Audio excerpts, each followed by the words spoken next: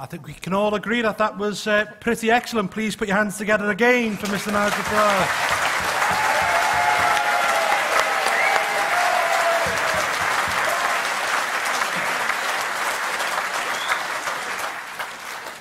Now we move to the questions. I'll probably take it up to about 10 to 9, so let's work our way through.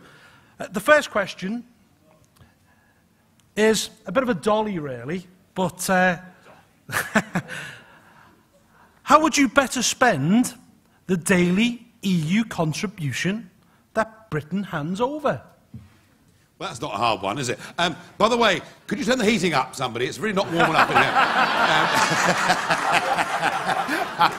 here. I've spoken all over the world. I'd never imagined that Chester would resemble the black hole of Calcutta. But it does a bit this evening. I mean, those are poor circulation have a marvellous evening, I'm sure. Look, you know, we put a lot of money into the European Union. Yes, we get some back. Whether you look at it gross or net, we spend a vast amount of money being part of this project. One thing that is abundantly clear to me is, whilst there have been many failures within the National Health Service, and my goodness me, doesn't Mid-Staffordshire show you what can go wrong sometimes? But whichever way we cut this, we're living longer, our population is exploding, and even if we brought in the Australian-style point system tomorrow, we have a massively increased population, and medical science is now reaching levels where things that were utterly impossible a few years ago increasingly become demanded of right. And I have no doubt that even if we make genuine efficiency savings within the National Health Service, which I believe we should strive to do, there's been far too much growth of middle management, and certainly under Blair, far too many big, fat corporate companies making fortunes out of PFI deals, you know. I mean, absolutely, but the fact remains, even with efficiencies, we are going to need to spend more on an ageing, increasing population who, with medical science, want better healthcare. That, folks, I think, is unavoidable.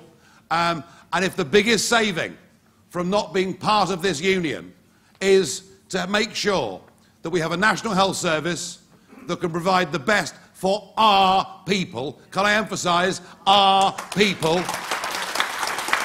And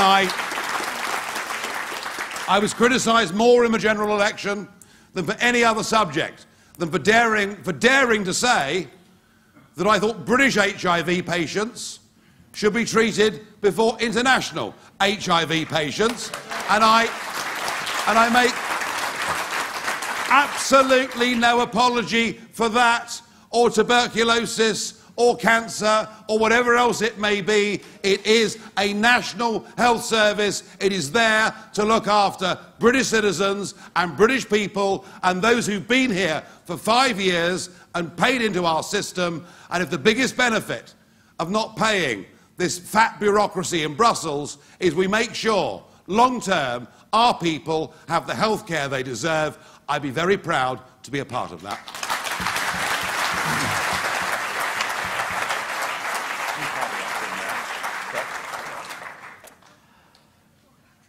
The next question is from Dan. Do you think that the media and pro-EU groups are using the word Europe as opposed to EU to mislead the people and use it as a scare tactic? Yeah, no, thank you. By the way, getting back to that last question, I was, before I came north last night, I live in Kent, but I popped into the local supermarket. I'd run out of a very essential supply. They've become jolly expensive over the last few years, but anyway. So I popped in to get this essential supply, and a chap there said, "Oh, Mr. Farage, lovely to see you." He said, "Tell me about the renegotiation." And I more or less said what I've said tonight. He said, "What about Britain's contribution? What about the money that it's costing?" I said, "Well, no, actually, Mr. Cameron is not renegotiating the money that we put into the European Union, and this chap cut up rough. He said, what are you going to do about it? I said, well, you know, I've only come in to buy a packet of fags, you know. I mean, he said, I've had enough of all my money. When are you going to persuade the Prime Minister? Oh, there we are. I can't always win, can I? And years ago, we campaigned on £40 million a day. That was back in 09. You know, why pay £40 million a day as it was then to the EU? And I got a London taxi. And the cab driver said, Mr. Farage, this 40 million quid a day, what are you doing about it? I said, no, don't blame me. You know, I'm trying my best. What is clear in any national debate is the language that is used is really, really important, okay? And those that wish to remain part of this undemocratic corporatist club, as I would see it, want it to be called Europe at all times, as opposed to the European Union. And indeed, you know, I've written to the BBC Trust to make sure that the BBC do not allow this to happen. We are not talking about Europe. We are talking about a political union called the European Union. And my belief is the monsters in Brussels have hijacked the concept of Europe for themselves. Europe isn't that flag or those ridiculous old men in Brussels. It isn't the anthem. Europe is the most fascinating continent on the planet because of its diversity. Its diversity of language, of culture, of wine, of cheese, and everything else. And I'm actually very pro-European. I love Europe. I love Europe. I love the diversity of Europe. I've even married somebody from Europe.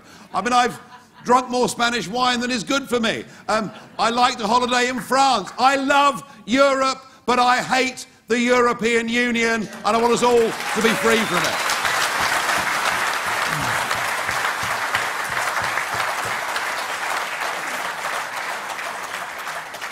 I mean, on that point of £55 million every day that we give away to the European Union, let's not forget they give us half back and then tell us how to spend our own money. So when you go to Liverpool or Manchester and you see signs everywhere with, thank the European Union, this project was built with European money, there is no such thing as European money. It's your taxation, it goes out to Brussels, they give us half back, they tell us how we can spend it, and then we're expected to say thank you very much. It's the economics of the madhouse. Anyway.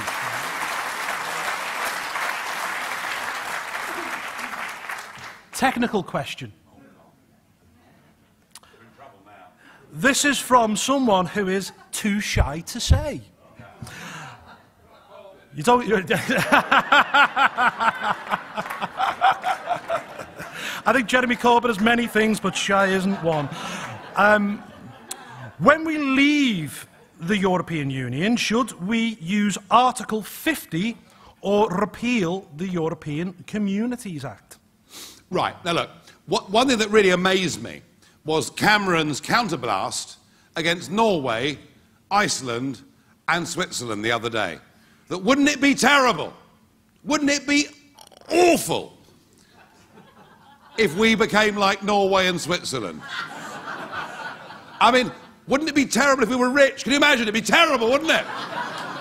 Wouldn't it be awful if we were independent and self-governing? Wouldn't it be ghastly if we were allowed to catch our own fish in our own seas? I mean, what planet is he on?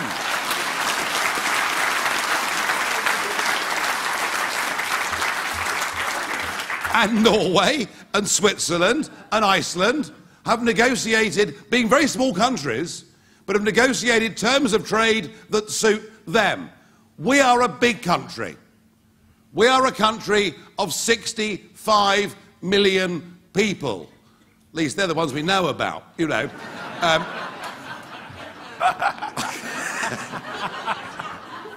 Oh, I should behave, but I can't. I've no doubt we're a lot bigger than that, really. But we're a big country. And look, this rubbish that gets talked. They wouldn't buy our widgets. They wouldn't trade with us. Really? Have you noticed in Chester how many German manufactured motor cars there are? Mercedes and Audis and BMWs, and until last month, a few Volkswagens too. But, you know, they sell us more than we sell them. They need us more than we need them. Now, the question was a very technical question. The answer to the question, Paul, is we, through the last treaty that we signed, are signed up to something called Article 50. And that means that we give a gentlemanly intention to leave the European Union. We then enter into a negotiating process that may last up to 2 years, at which point we leave the Union. I have no intention of this taking 2 years. I'd have thought a couple of months sounds better. All right?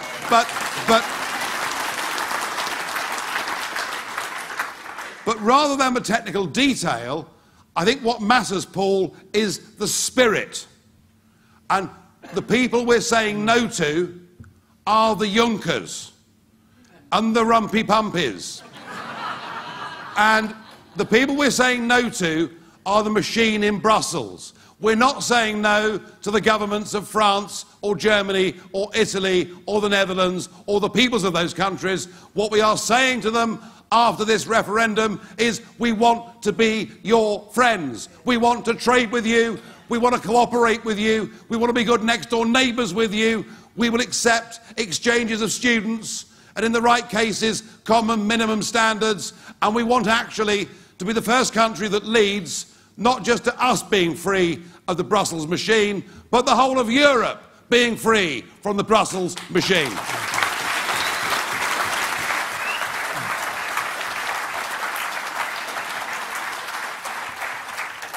Now, the next question is from John, and I think what he's talking about here is where the European Union is going, because, you know, let's not forget, when you vote in this referendum, if we stay in the European Union, we're not talking just about a European Union now, we're talking about what the European Union will look like in the future, what the European Union will look like in the 2020s, the 2030s and the 2040s. So the simple question is, what are the limits to the EU empire? Oh, well, John, Mr. Barroso, who was the previous Commission boss before Mr. Juncker took over, Mr. Juncker, who some would have seen on television, who I'm told is very effective up until lunchtime every day.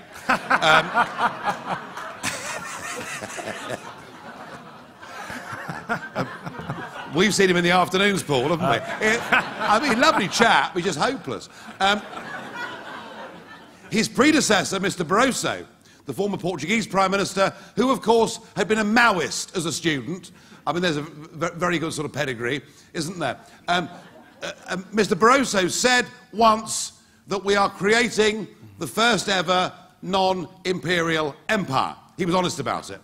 I mean, why else would they want Turkey to join, given that most of it's in Asia, as I said earlier, unless they were building an empire? And it's the classic thing of empires, keep expanding, and if you do that, you stop the populace focusing on the internal contradictions that exist within. It would appear there are no limits to the ambitions of the European Union. Turkey, I mentioned earlier, but what about the Ukraine? Yes, Brussels wants the Ukraine to join, and guess who supports that? Dave. Dave. And we wonder why our relationship with Mr. Putin, whatever we think of him, is as bad as it is. This is completely and utterly crazy. They're building an empire. They have no territorial limits. They could even go as far as the Eurovision Song Contest, which, incidentally, I believe, as a matter of national sovereignty and pride, we should withdraw from.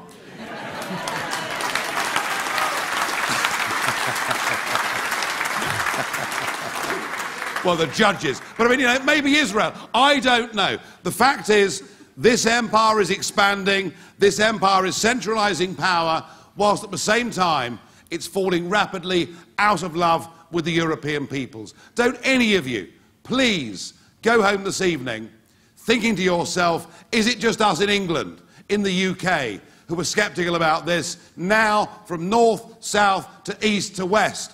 Increasingly, the peoples of Europe are coming together as one, though not in a way that was intended by the Treaty of Rome. They're coming together in their common loathing of centralised, undemocratic government, and there is now an increasing cry: bring back nation-state democracy and a cooperative Europe, and not the one that we have.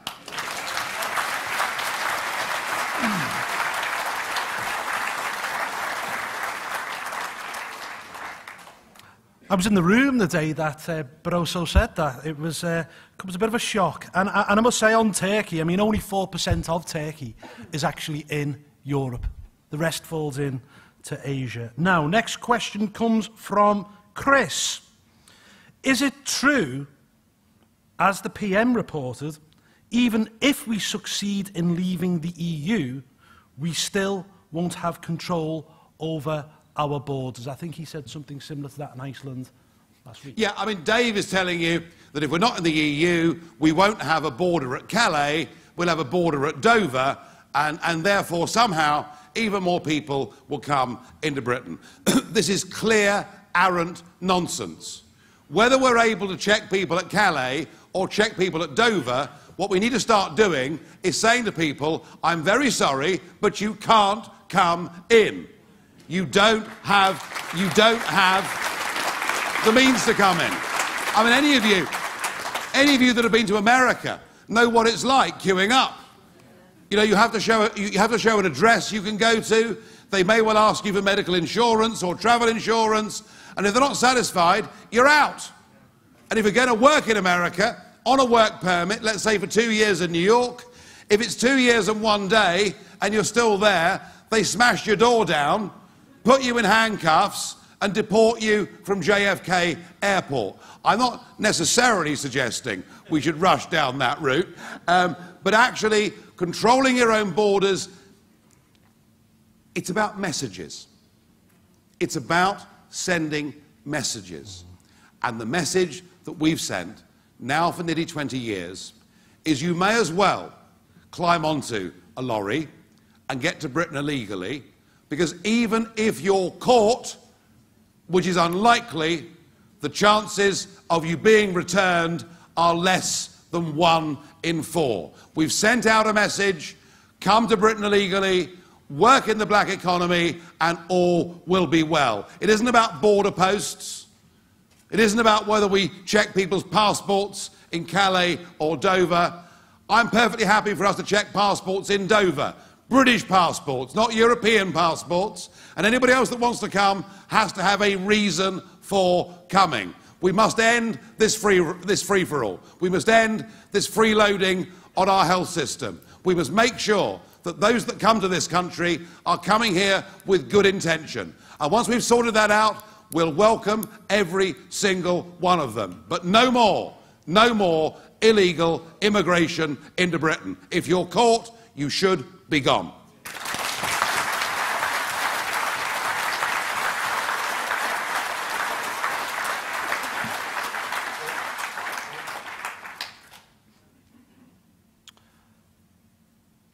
This is from Ron.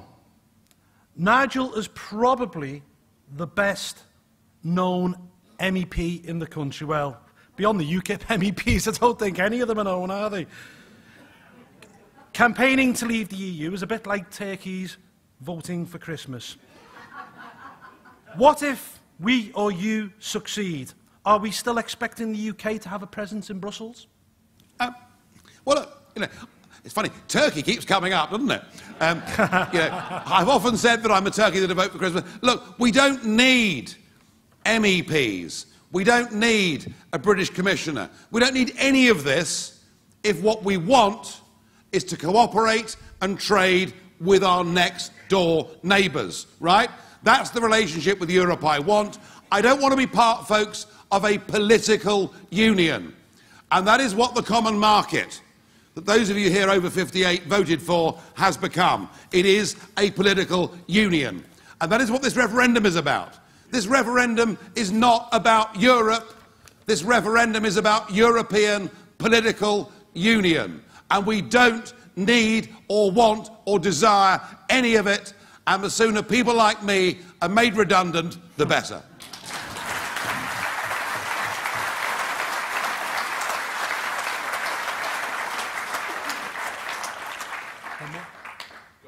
Go on, just one, an encore.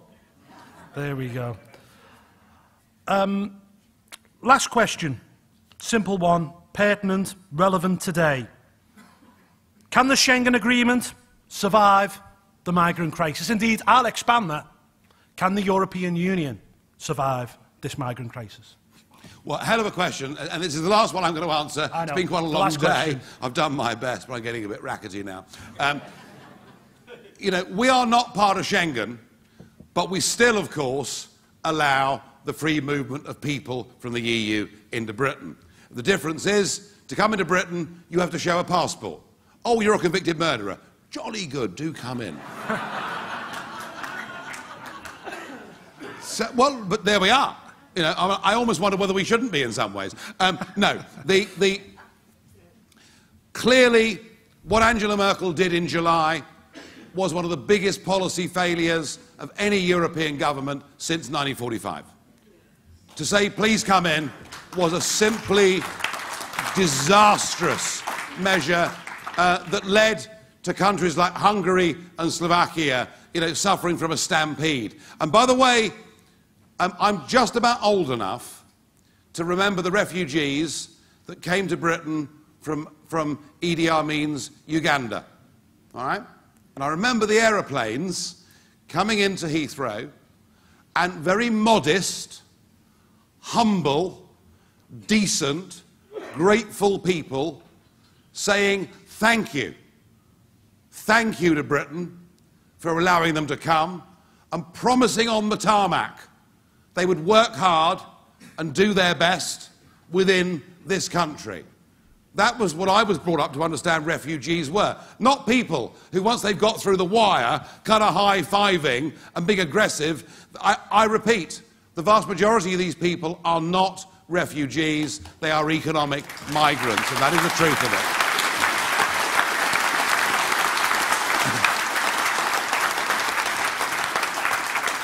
It is clear that the governments of Hungary and Slovakia and several others, that now their own relationship with the European Union, and in particular with Germany, is now being pushed to absolute breaking point. I can't predict right here and now where this will go, but if the European Commission was right yesterday that a further 3 million are going to come in the course of the next year, there are two conclusions I draw. One, that the very future survival of the European Union is under threat, and two, if this mad European train is now on course, or EU train, is now on course to hit the buffers, I don't want to be on the train when it hits the buffers. I want to be outside of it, safer, better, self-governing and British. Thank you.